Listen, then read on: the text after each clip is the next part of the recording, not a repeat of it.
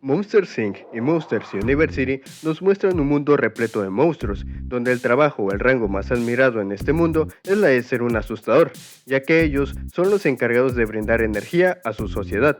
Tan importante es que existen universidades para egresar y convertirse en un verdadero asustador.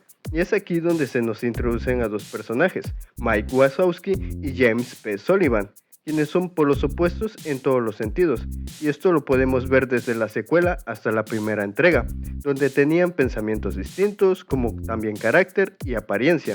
Y digo apariencia ya que se nos insinúa que existen monstruos que asustan y otros no. Aunque de hecho no hay monstruos parecidos, y el único al que se nos hace mención que no asusta es Mike Wazowski, pero en este video te mostraré por qué Mike Wazowski realmente era un verdadero asustador y los que se creía que eran asustadores realmente no daban miedo. Esto desde mi opinión y con fundamentos de la misma película.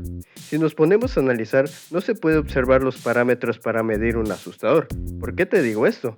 Por el simple hecho de que no hay monstruos parecidos, y lo puedes notar en las dos entregas. Y para refutar lo que he dicho, el propio Mike Wazowski se los hizo a ver a su equipo, Uzma Kappa, llevándolos a Monsters Inc., donde se encontraban los mejores exponentes de esa profesión, viendo así que no hay un tipo de asustador, los mejores asustadores usan sus diferencias como ventajas. Entonces, basándonos en esto, ¿cuál era realmente el motivo para decir que Mike Wazowski no daba miedo? Otro de los argumentos son los diseños de los monstruos. Obviamente, no son terroríficos, ya que es una película para niños, pero incluso estos mismos no daban miedo en el universo de los humanos. Esto que te estoy diciendo lo puedes verificar con Mary, mejor conocida como Boo, donde esta, al tener contacto con Sullivan, no se asustó, al contrario, le pareció tan lindo y agradable que lo llamó gatito.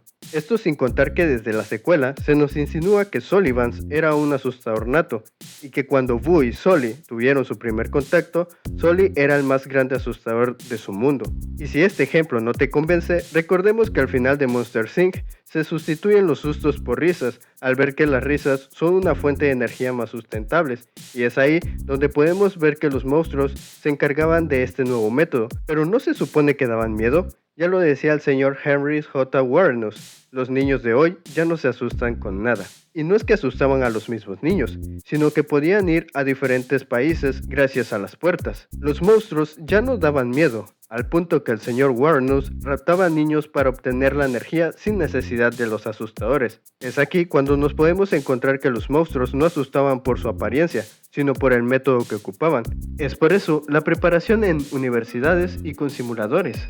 Concluyendo que en realidad ningún monstruo asustaba como se pensaba, además que todo esto iba acompañado de un inmenso miedo que les metían a los que se preparaban para ser asustadores, el cual consistía en que los niños o todo objeto que pertenecía al mundo de los humanos era altamente tóxico para los monstruos, tanto que tenían protocolos por si algún monstruo tenía contacto con ello.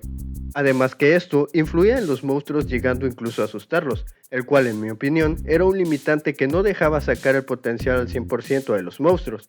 Es por estas razones que digo que realmente Mike Wazowski no era el único monstruo que no asustaba. Ahora daré mis argumentos del por qué Mike Wazowski era el mayor asustador de todo su mundo.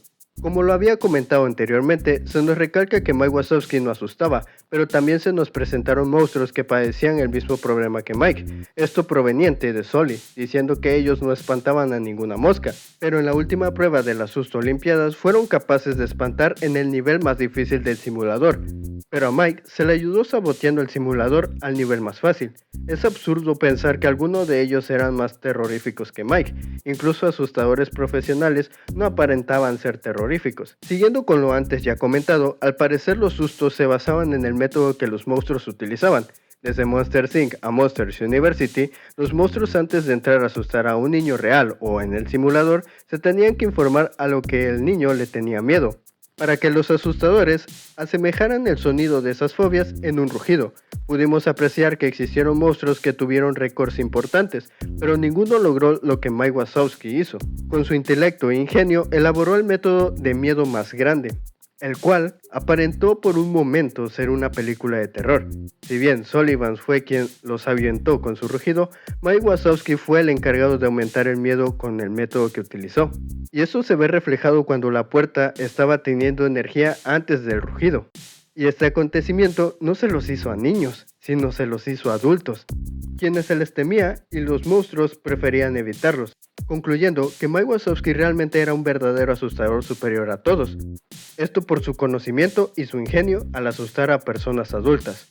Obviamente todo esto no pasó por el gran mensaje que nos dieron al final de ambas películas, que muchas veces no es bueno aferrarse a sueños aun cuando nos esforzamos, muchas de las veces no estamos diseñados para ello, aunque puedes experimentar ese sueño desde otro aspecto, directa o indirectamente.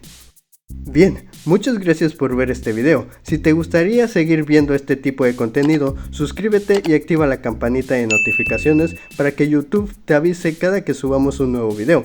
Muchas gracias por tu apoyo y esto ha sido Cine Escenarios.